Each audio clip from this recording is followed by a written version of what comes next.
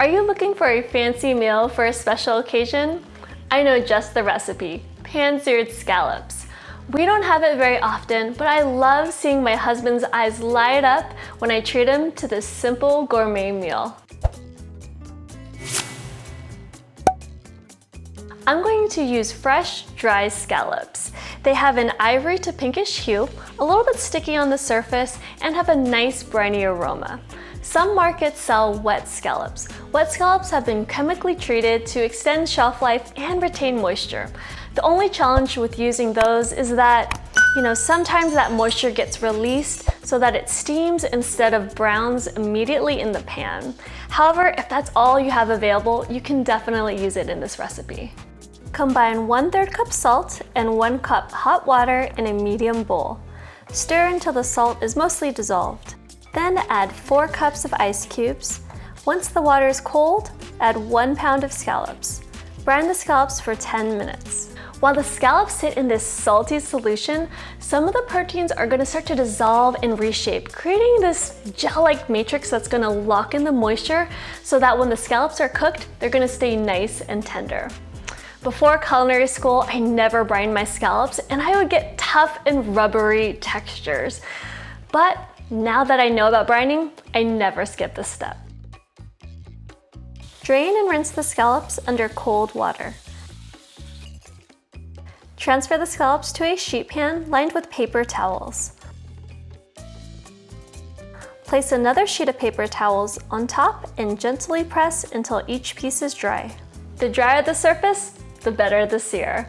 This is going to ensure that the scallops turn brown instead of steam when they hit that hot pan. If you want to take this a step further, you can place the scallops uncovered in the refrigerator to further dry the surface. Either way, just make sure you leave the scallops out for about 10 minutes before seasoning and cooking. Right before cooking, lightly season the scallops on both sides. If you add the salt too early, it'll draw out excess moisture to the surface. Heat a large 12-inch pan over medium-high heat. Add 2 tablespoons of olive oil. Once hot, add the scallops to the pan in a single layer. Gently press on them with a spatula so that they make direct contact with the pan. Pan sear until golden brown on the surface, about 3 minutes. Avoid moving them.